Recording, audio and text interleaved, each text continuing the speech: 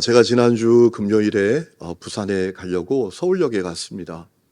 그때 광장에 누워있는 분들을 보았습니다. 노숙자들입니다. 그렇게 사람들이 많이 다니는데 아주 남도한 모습으로 광장에 누워있는 모습을 보면서 마음이 아팠습니다.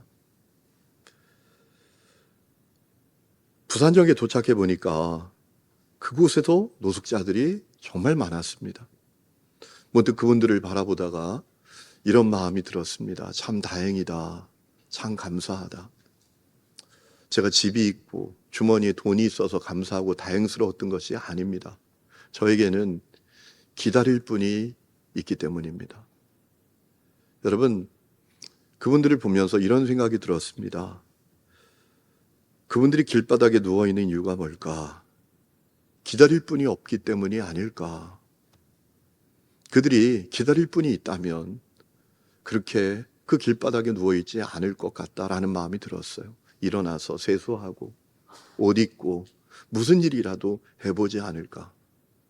기다릴 분이 없으니까 거기 그렇게 누워있구나라는 마음이 들었습니다. 여러분, 저에겐 기다릴 분이 계십니다. 그분은 주님이십니다. 그분은 창조주 하나님이십니다. 그분은 하고자 하시는 일을 다 하실 수 있는 전능한 분이십니다. 그분 좋은 분이시고 나를 사랑하는 분이십니다. 나를 사랑하기 위해서 나를 사랑하시기 때문에 이 십자가에 매달려 자기 생명까지 다 내어주도록 독생자까지 내어주신 분이 우리 주님이십니다. 그분은 틀림없는 분이십니다. 그분은 나의 작은 신음에까지 응답하시는 분이시고 특별히 내가 부르짖어 기도할 때 내게 응답하는 분이십니다. 여러분, 시편 40장에 이런 말씀이 있지 않습니까? 내가 여호와를 기다리고 기다렸더니 귀를 기울이사 나의 부르짖음을 들으셨도다. 아멘. 저는 이 말씀을 믿습니다. 그래서 힘들고 어려워도 삶이 때로는 꼬이고 큰 문제가 찾아오고 내 인생에 시련이 와도 저는 엎드려 기도하며 기다립니다. 사랑하는 성도 여러분, 여러분은 신앙생활을 무엇이라고 여기십니까? 신앙생활을 이렇게 말할 수 있을 것 같아요. 신앙생활이란 뭐냐? 기다리는 분이 생기는 거다. 기다릴 수 있는 분이 생기는 거다. 그분이 주님이시지 않습니까? 그렇다면 여러분, 주님 잘 기다리고 계십니까? 그렇기 때문에 삶이 복잡하고 힘들고 어려워도 늘 기도의 자리에 머물러 있으십니까? 예수님 그것을 원하십니다. 예수님 여러분이 기도하며 주님을 기다리는 사람이 되기를 원하고 계십니다. 그리고 그런 사람이 복 있는 자라고 성경 우리에게 알려주고 있습니다. 오늘 우리가 읽은 말씀이 그 사실을 우리에게 분명히 알려주고 있지 않습니까? 여러분, 오늘 우리가 읽은 말씀은 예수님의 말씀하신 비유의 내용입니다.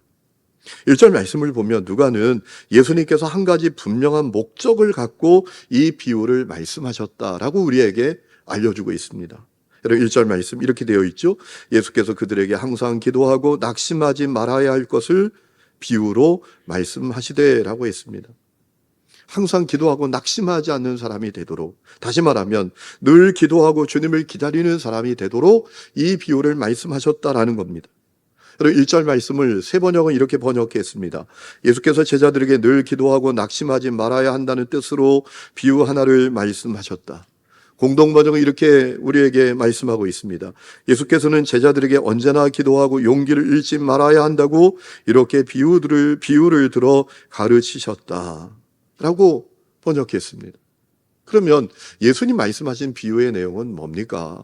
자, 어떤 도시에 재판관이 있습니다. 근데 이 사람이 막대 먹은 사람입니다. 하나님을 두려워하지 않고요, 사람을 무시합니다. 자기에게 권력이 있다고, 힘이 있다고, 자기보다 못한 사람들은 티끌처럼 생각합니다. 아나무인입니다. 인정사정 없습니다. 아주 냉혈한 그런 사람이에요. 돈이 전부고 권력이 전부인 사람이에요. 그런데 그 도시에 남편을 잃은 한 과부가 있습니다. 그 과부에게 어려운 문제가 생겼습니다. 남편이 없어서 남편이 도와줄 수도 없고요, 누구에게도 도움받을 수 없어서 이 재판관에게 찾아갑니다. 그런데 번번이 거절을 당합니다. 그런데 이 여인이 포기하지 않습니다. 그 재판관을 계속 찾아가는 겁니다. 성가시고 귀찮게 구는 겁니다. 어느 날 이 재판관이 스스로 생각을 하게 됩니다. 내가 그 과부 원한 풀어줘야 되겠다. 안 그러면 계속 나를 귀찮게 할 거 아니야. 계속 나를 성가시게 할 거 아니야. 그러니 그 여인의 억울함을 내가 풀어줘야 되겠다라고 생각했다라는 겁니다. 이것이 예수님이 말씀하신 비유의 내용이에요.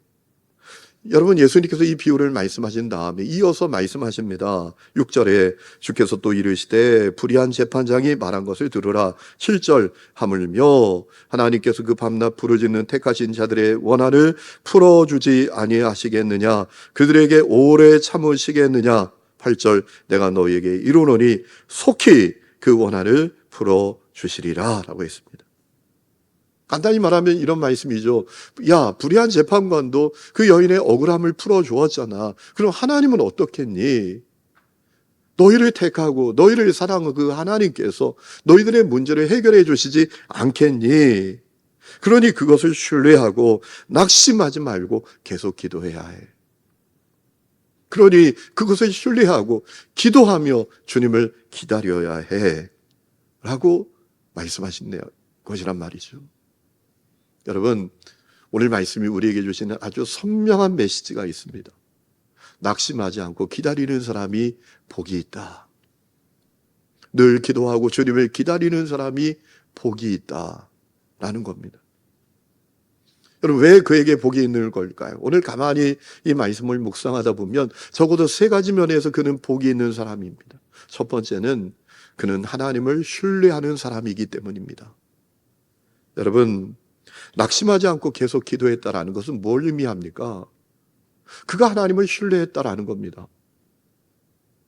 하나님께 기도하며 계속 그분을 기다린다. 이건 뭘 반증하는 것입니까? 그가 하나님을 신뢰한다. 아니, 신뢰하지 않으면 기다릴 게 뭡니까? 신뢰하지 않으면 기도할 게 뭡니까? 신뢰하니까 기도하죠. 신뢰하니까 기다리지 않습니까? 부산의 중앙동에 가면 40계단이 있습니다. 유명한 계단입니다. 6.25 동란 때 유명해진 계단입니다. 흩어졌던 가족이 만나는 약속의 상봉장소였습니다. 여러분, 전쟁이 일어나면 얼마나 큰 어려움이 찾아옵니까? 난리 벌어지잖아요. 뭐 아비 귀환의 상태가 되는 거 아닙니까? 가족도 서로 책임지지 못합니다. 그러니 자기 의사와 상관없이 흩어지는 것이 다반사죠. 흩어질 때 약속하는 겁니다. 중앙동 40계단에서 만나. 거기서 기다려. 거기서 꼭 만나. 그래서 유명해진 겁니다. 그 40계단에서 기다리는 겁니다. 가족을 기다리는 거예요. 비가 오나 눈이 오나 바람이 부나 폭풍우가 몰아쳐도 신뢰하기 때문에, 가족을 신뢰하기 때문에 기다리는 거예요. 마찬가지입니다. 하나님을 신뢰하지 못하면 기다릴 게 뭡니까? 하나님을 신뢰하지 않는데 어떻게 기도하며 기다릴 수 있습니까? 그러니까 낙심하지 않고 계속 기도한다라는 것, 기도하며 주님을 기다린다라는 것은 그는 하나님을 신뢰하는 자가 틀림없다라는 것 아니겠습니까? 그러면 그가 어떤 면에서 하나님을 신뢰합니까? 하나님의 성품을 신뢰하는 것이죠. 하나님 신실한 분이셔. 하나님 틀림없는 분이셔. 그분은 약속을 반드시 지키는 분이셔. 우리의 기도를 외면하지 아니하셔. 우리의 기도를 들으셔 응답하셔. 이것을 신뢰하는 것이지요. 그런 사람들은 때때로 유혹이 찾아와요. 에이, 뭐 기도해도 별로 아무 소용없는 거 아니야. 사람의 방법을 찾아봐야 돼. 인간적인 수단과 방법을 동원하는 게 맞아. 이런 유혹이 오지만 그렇게 하지 않지요. 신뢰하니까 기도하며 기다리는 것이지요. 사실 이렇게 하나님을 신뢰하는 것이 복입니다. 여러분, 우리가 복이라고 하면 무엇을 복이라고 생각합니까? 성공하고 돈 벌고 출세하고 명예를 가지고 권력을 가지고 이걸 복이라고 생각하죠. 그런데 성경은 그것을 복이라고 말하지 않습니다. 성경은 무엇을 복이라고 말합니까? 피조물인 인간이 하나님을 신뢰하는 것이 복이라고 말합니다. 왜냐하면 인간이 하나님을 신뢰할 때 그 인간의 삶과 그의 존재는 정상적으로 작동되고 기능되기 때문입니다. 반대로 하나님을 신뢰하지 않을 때 인간의 존재와 삶은 반드시 문제가 생깁니다. 여러분 생각해 보세요. 아담과 하와가 하나님을 신뢰하지 못하고 선악과 먹었습니다. 그래서 에덴 동산에서 추방되는 비극이 벌어지지 않습니까? 가인이 하나님을 신뢰하지 못함으로 들판에서 동생을 쳐 죽였습니다.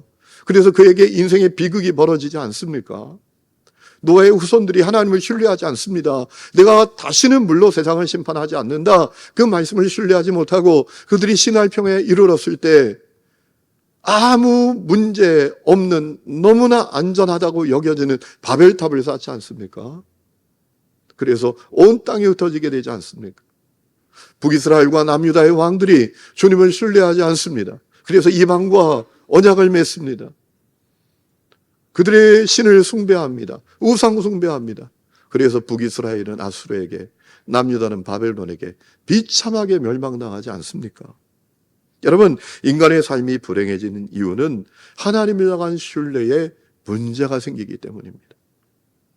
사람에게 있어서 가장 큰 복은 하나님을 신뢰하는 것입니다. 그때 사람의 존재와 삶은 정상적으로 작동되게 되어 있습니다. 히브리서 11장 우리에게 증언하지 않습니까? 믿음, 하나님을 향한 신뢰가 하나님을 기쁘게 하는 거다. 로마서 10장이 우리에게 말하고 있습니다. 믿음이 우리의 삶을 부욕해 하는 거다. 믿음이 우리의 존재를 부끄러운 존재로 만들지 않는 거다. 로마서 10장 11절에 말씀하시지 않습니까? 성경이 이르되 누구든지 그를 믿는 자는 부끄러움을 당하지 아니하리라 하니 유대인이나 헬라인이나 차별이 없음이라 한 분이신 주께서 모든 사람의 주가 되사 그를 부르는 모든 사람에게 부요하시도다 라고 했습니다. 잠언 8장 17절에 나를 사랑하는 자들이 나의 사랑을 입으며 나를 간절히 찾는 자가 나를 만날 것이니라 라고 했습니다. 그러므로 낙심하지 않고 기도하는 것, 기도하며 주님을 기다리는 자가 복이 있는 자입니다. 그는 하나님을 신뢰하는 자니까. 하나님을 신뢰하지 않고 어떻게 그렇게 할 수 있겠습니까? 하나님을 신뢰하니 낙심하지 않고 기도하고 기도하며 주님을 기다리는 것이지요. 문제는 그런 믿음을 찾아보기 어렵다라는 겁니다. 그렇게 하나님을 신뢰하는 것이 찾아보기 어렵다라고 하는 것입니다. 오죽하면 오늘 8절 말씀에 예수님이 뭐라고 말씀하십니까? 인자가 올 때에 세상에서 믿음을 보겠느냐. 오늘 여러분은 어떤 분들이십니까? 여러분 주님을 신뢰하십니까? 그래서 낙심하지 않고 기도의 자리에 머물러 있는 분들이십니까? 기도하며 주님을 기다리는 분들이십니까? 오늘 그 복이 여러분에게 임할 수 있기를 주의 이름으로 축원합니다. 두 번째로 낙심하지 않고 기도하는 사람이 왜 복된 사람입니까? 적어도 그는 주님과 친밀한 관계와 교제를 누리는 사람이기 때문입니다. 그리고 오늘 7절 말씀을 보니까 주님께서 분명히 기도 응답해 주신다고 하셨습니다. 7절에 이렇게 말하죠. 하물며 하나님께서 그 밤낮 부르짖는 택하신 자들의 원한을 풀어주지 않겠느냐. 기도에 응답하신다라는 겁니다. 그런데 여러분, 하나님께 우리의 기도 응답만큼 중요한 것이 있습니다. 기도하는 우리들과 주님과 친밀한 관계와 교제를 누리는 것입니다. 주님께서는 그저 우리가 문제 해결받고 뒤돌아서는 사람이 되는 것을 원하지 아니하십니다. 우리가 그저 주님을 해결사 정도로 여기는 것, 그 주님 원하시지 않습니다. 여러분, 여러분의 자녀들이 이런다면 어떡하실까요? 용돈이 필요하대요. 용돈 줬어요. 그랬더니 방문 닫고 들어가서 대꾸도 안 해. 부모가 원하는 게 뭐예요? 함께 얼굴을 맞대고 마음을 나누고 감동을 나누고 삶을 나누는 것. 그거 원하는 거잖아요. 여러분, 주님께는 우리의 기도 응답보다 더 중요한 게 있어요. 우리와 친밀한 관계와 교제를 누리며 사는 것입니다. 여러분, 요한복음 15장 7절 말씀을 보면 주님께서는 기도의 응답보다 주님의 말씀이 먼저 내 안에 있기를 원한다고 말씀하셨잖아요. 우리가 그분 안에 거하기를 원한다고 말씀하셨잖아요. 이렇게 말씀하셨죠. 너희가 내 안에 거하고 내 말이 너희 안에 거하면. 이것이 주님의 관심이에요. 우리가 주님과 친밀한 관계와 교제를 누리는 사람이 되기를 원하신다라는 것이죠. 그리고 이어서 말씀하십니다. 그러면 무엇이든지 원하는 대로 구하라. 그리하면 이루리라. 그런 의미에서 낙심하지 않고 기도하는 사람, 기도하며 주님을 기다리는 사람은 복이 있는 사람이죠. 왜? 그와 같은 삶을 살 때 주님과 친밀한 관계와 교제를 누리지 않겠습니까? 때론 기도응답이 지체되고 더뎌서 답답해요. 그러나 영적인 눈을 열어서 보면 그 삶은 엄청난 복을 누리는 삶이에요. 적어도 주님과 지금 관계를 맺고 있으니까, 주님과 깊은 교제 가운데 있으니까요. 여러분, 그러면서 어떻게 되겠죠? 주님의 마음을 더 깊이 알고 주님의 성품을 더 깊이 알아가지 않겠습니까? 주님과의 관계가 더 깊어가지 않겠습니까? 여러분, 세상에서 가장 큰 비극은 하나님과의 교제가 단절된 것입니다. 하나님과 분리된 상태에 있는 거예요. 성공했어요. 돈 많아요. 힘이 있대요. 그런데 영적으로 눈 멀고 귀 먹었어요. 주님과의 관계가 단절되었어요. 그는 세상에서 가장 비참한 사람이에요. 여러분, 우리나라에서 과학기술부 장관을 2번이나 하신 장로님이 계시죠. 정근모 장로님이라고. 이분이 수재 중에 수재입니다. 경기고등학교 수석 졸업, 서울대학교 차석 입학, 미국에 유학 가서 MIT 대학, 뉴욕 공대 교수로 재직을 했어요. 얼마나 참 똑똑한 분입니까? 수재 중에 수재죠. 그런데 이분에게 큰 아픔이 있습니다. 아이가 아파요. 3남매가 있는데 딸이 둘이고 아들이 하나예요. 그 아들의 이름이 진후라는 아이인데 이 아이가 아파요. 10살 때 자고 일어났는데 온몸이 풍선처럼 퉁퉁 부었어요. 너무나 놀라가지고 병원에 데려갔더니 만성신장염이라고. 더 충격적인 얘기를 들었는데 신장을 5년밖에 못 쓴답니다. 아이 신장이 다 망가져서 5년 쓰면 더 못 쓴대요. 하늘이 무너지는 얘기잖아요. 공부한다고, 교수한다고, 정신없이 살다가 아이의 건강이 그렇게 망가지는 것을 몰랐던 거예요. 그제서야 하나님 앞에 엎드려요. 하나님 살려주세요. 내 아이 고쳐주세요. 그런데 이 아이의 신장이 점점 나빠집니다. 이제 투석을 할 수밖에 없는 상황에 이르게 됐어요. 투석을 시작했어요. 근데 어느 날 청천벽력 같은 얘기를 듣게 됩니다. 이제 투석해도 소용이 없다. 이 아이의 신장의 기능은 다 망가졌다. 이식밖에 방법이 없다. 그래서 이 정근모 장로님이 자기 신장을 아이에게 이식해 주었어요. 거기서 끝인 줄 알았어요. 그런데 더 큰 문제가 생겼습니다. 부작용 때문에 이 신장이 적응이 안 되는 거예요, 아이에게. 진퇴양난에 빠졌습니다.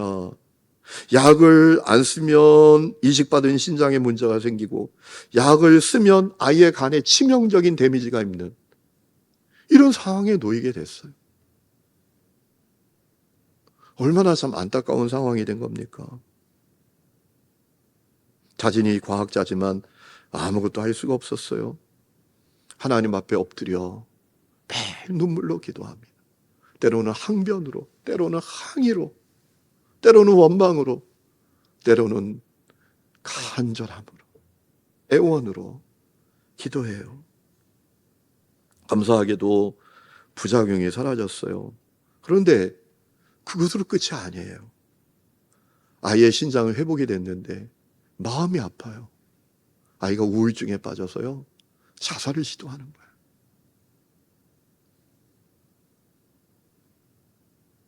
그래서 또 하나님 앞에 엎드려서 기도하는 거예요. 어느 날 하나님 앞에 엎드려서 기도하다가 아주 중요한 사실을 이분이 깨닫게 돼요. 아이는 원망의 대상이 아니라 자기에게 감사의 대상이다. 왜냐하면 그 아이가 아니었더라면 자기가 예수님께 엎드릴 사람이 아니래요. 아이 때문에 회개하고, 아이 때문에 예수 믿고, 아이 때문에 하나님 앞에 엎드리고, 교만이 깨지고, 자아가 깨지고, 하나님을 찾고 구하는 자가 되었더라는 거예요. 그 아들이 아니었으면 자기는 똑똑한 바보로 살다가 끝났을 거래요. 똑똑해요. 수재예요. 영적으로 눈 멀고 귀 멀었어요. 그렇게 살다가 끝나는 인생이 되었을 거라는 거예요. 그 아이가 원망의 대상이 아니라 감사의 이유들하는 거예요. 사랑하는 성도 여러분, 우리가 기도하면서 기도 응답이 지체되어서 마음이 답답할 때가 있어요. 너무 속상하고 하나님 원망스러울 때도 있어요. 다른 사람들이 다 멀쩡하게 사는 것 같은데 하나님, 나는 왜 이래요? 나는 왜 이래야 돼요? 이런 마음이 들 때도 있지요. 하지만 그래도 낙심하지 않고 계속 기도할 수 있는 것, 하나님을 기다리며 기도하는 것이 복입니다. 왜냐하면 그는 하나님과 적어도 관계를 가지고 교제를 나누는 자이기 때문입니다. 우리 생각이 이럴 수 있죠. 하나님, 저는 문제 없어도 하나님과 교제할 수 있어요. 저는 인생에 시련이 없고 문제가 없어도 하나님과 얼마든지 교제할 수 있어요. 이렇게 생각할 수 있지만 그거는 여러분 내 소관이 아닙니다. 내가 결정할 수 있는 게 아니에요. 그리고 진짜 그렇게 할 수 있는 사람인지 우리가 자신할 수 없어요. 왜냐하면 우리가 화장실 들어갈 때하고 나올 때하고 마음이 다른 사람들이잖아요. 중요한 것은 주님은 우리의 기도 응답만이 아니라 우리와 친밀한 교제를 누리기를 원하신다라는 것입니다. 여러분 중에 어떤 어려움 때문에 낙심하고 있는 분들이 계십니까? 그럼에도 불구하고 기도의 자리에 머물러 있는 분들이 계십니까? 주님을 기다리는 분이 계십니까? 여러분, 그 자체가 복이다라는 사실을 바라보는 눈이 여러분에게 열려야 합니다. 시편 119장에 시편 기자가 그렇게 고백하지 않습니까?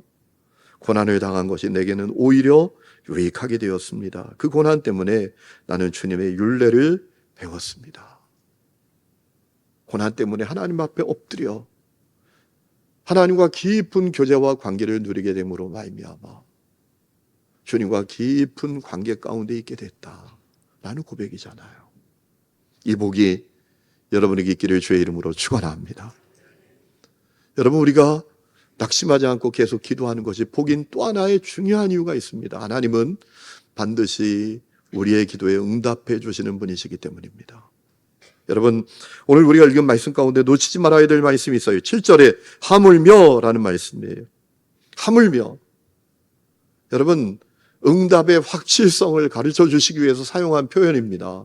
아니, 불의한 재판관도 여성의 문제를 풀어주었다면 하물며 하나님, 나를 사랑하시는 하나님, 나를 선택하신 하나님, 나를 부르신 그 하나님이 나의 기도를 응답하시지 않겠냐라는 얘기입니다. 반드시 응답해 주시지. 7절에 오래 참으시겠느냐, 8절에 속히 그 원한을 풀어주리라 라는 말씀 똑같은 거예요. 기도에 반드시 응답해 주신다라는 말씀이에요. 그러니까 낙심하지 않고 기도하면, 하나님께 기도하고 기다리면 반드시 응답해 주신다라는 겁니다. 가장 완벽한 하나님의 타이밍에, 하나님의 방법으로, 하나님의 때에, 하나님의 뜻대로 응답하신다라는 거예요. 기억하셔요. 내 뜻이 아닙니다. 하나님의 뜻대로. 여러분이 아셔야 합니다. 내 뜻보다 하나님의 뜻이 탁월합니다.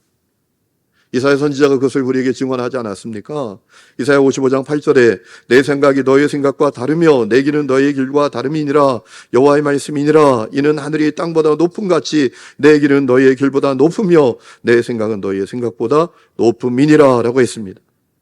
여러분, 인간의 좁은 시야로 하나님의 계획, 그 완전한 계획을 다 알 수 없다라는 거예요. 우리는 하루살이처럼 매일매일만 보고 살지만 하나님 우리 인생 전체를 보고 계신다라는 거예요. 그래서 우리의 기도에 반드시 응답하신다. 하나님의 뜻대로, 하나님의 타이밍에, 하나님의 방법으로 응답하신다라는 것입니다. 그러니 낙심하지 않고 기도하는 사람은 얼마나 복이 있는 사람입니까?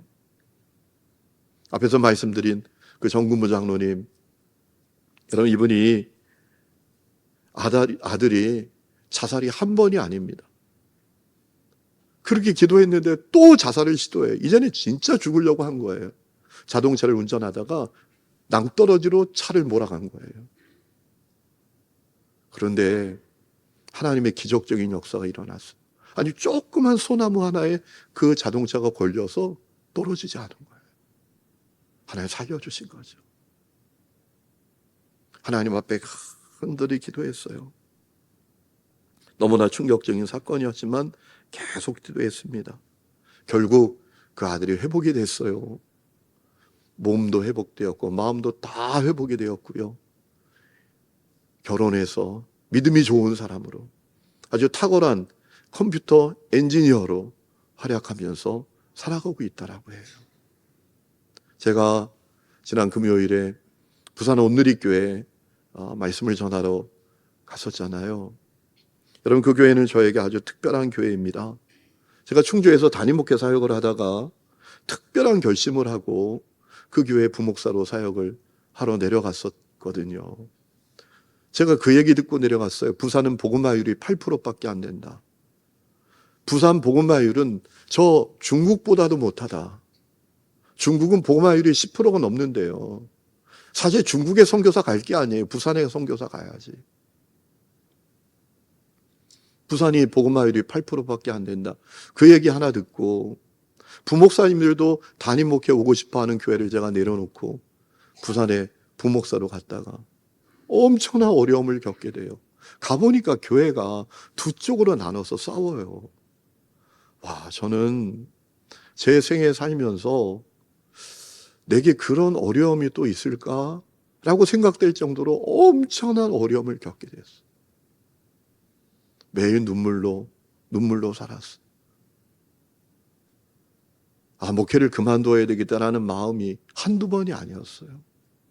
아니, 교인들이 어떻게 이렇게 싸워요? 교인들이 어떻게 이렇게 미워해요? 그 싸움 말리다가 제 와이셔츠가 갈갈이 찢긴 적이 한두 번이 아닙니다. 목사, 너 나와! 얼마나 양쪽에서 잡아당기는지 이 와이셔츠가 갈갈이 찢긴 적이 한두 번이 아니에요. 매일 눈물로 보냅니다. 야, 목회 내려놓자. 교회 희망이 있냐? 교회 희망 없어.